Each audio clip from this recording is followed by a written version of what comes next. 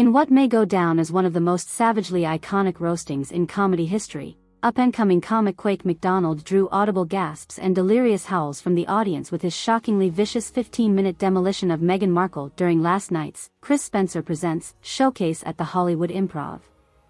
Taking the stage to riotous applause during the popular weekly stand-up series, the brash 28-year-old Brooklynite opened by bellowing the words, "That bitch lied to us," in his trademark rapid-fire growl before launching an hourglass worth of finely sharpened jokes eviscerating everything from the Duchess of Sussex's perceived phoniness to embarrassing public gaffes, all delivered with McDonald's characteristically unapologetic and fiercely irreverent bite.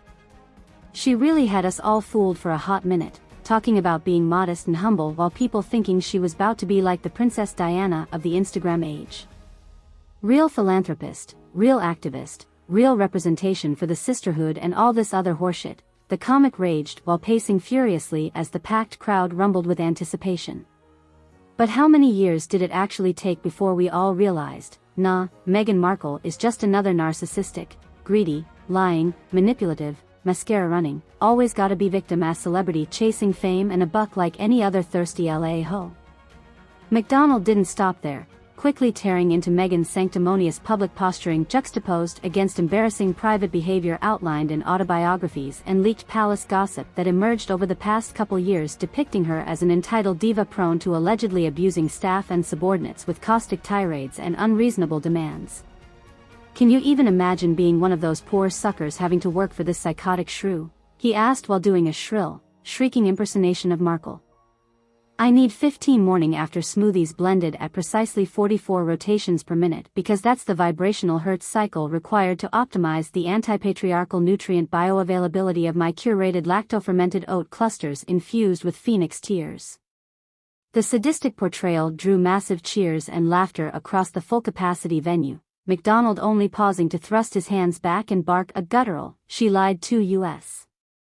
And that was just the opening salvo in a show-length dissection obliterating everything from the Oprah interview in which Meghan spun questionable allegations of royal racism to her ridiculous recent claims about being an accomplished surviving sassy Southie from the mean streets of 1990s Boston in her first major acting gig Suits.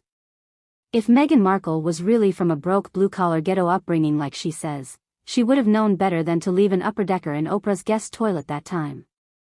"It ain't called improper outlet discharge for no reason, girl," McDonald roared while riffing an extended bit about the Duchess being more of a spoiled jalopy slumming in Sybil alternate personalities.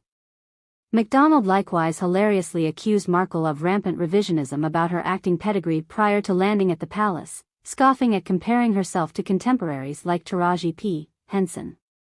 The first time her forehead actually got lines was when Queer Eye rejected her for being too alpha Colleen stuck in a WB network singularity where only circles jerk, he joked to uproarious laugher.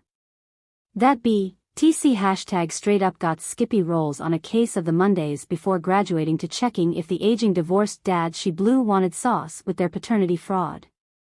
But the core focus remained rooted in twisted mockery of Meghan's seeming predisposition to fib and omit truths about her actual life story beyond curated bits of imagery softened with invented adversity to bolster her perpetual branding as a victim overcoming impossible odds. McDonald unleashed a parody music break mimicking the Duchess herself in song titled, "Both My Parents Are So White Trash I Claim Estranged with Love," which portrayed the real-life LA area retiree Thomas Markle as a grunting, abusive redneck alcoholic and her mother Doria Ragland as a grifter welfare queen stealing opportunities from actual underprivileged kids of color. Wait, I thought it was the systemically ingrained oppression of being a half-casted mutt biracial child of the sovereign state of caucasity that initially left yours truly ostracized and gaslit by the patriarchy before those same social constructs ultimately designated me problematic uppity for refusing to uphold comfort. The comedian crooned in exaggerated vocal inflections mercilessly lampooning Meghan's strained vernacular and affectatious speech patterns.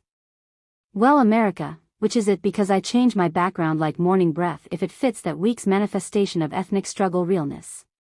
'Cause no matter the performance, this headache of a human blight is gonna keep lying to you all."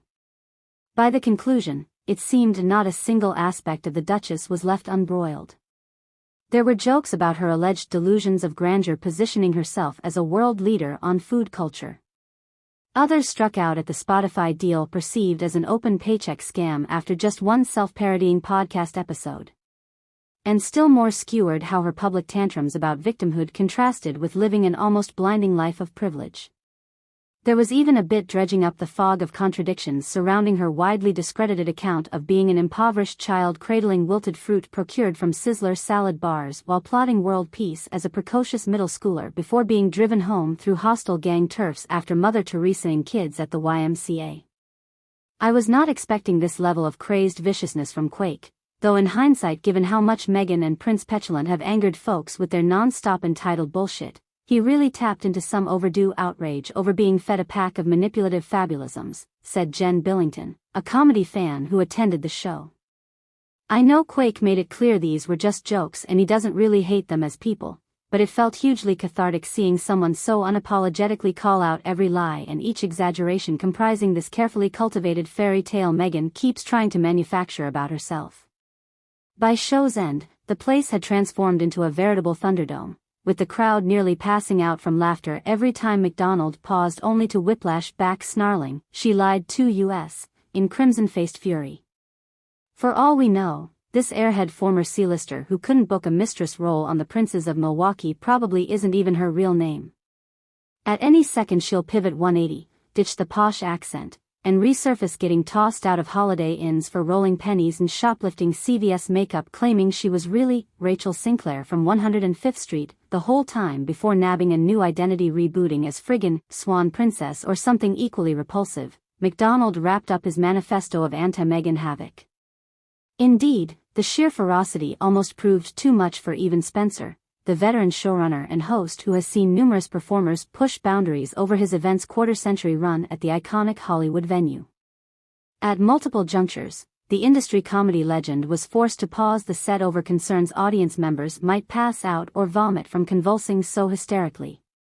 I've never seen a reaction like that before, from total strangers basically frothing at the mouth in rabid agreement with every syllable torching Meghan Markle as some irredeemable scourge of vacuity and pathological fibbing, Spencer said after giving MacDonald an extended bear hug embrace following the show. That was some next-level savagery and a total mic drop. It instantly became one of the most iconic Comedy Store Flashpoint events ever where everyone felt like they witnessed something historic that'll probably stain the planet's psyche for years to come regarding how we perceive the now princess of constant contradiction, he continued. Whether you love her or despise her, there's just no shaking those visual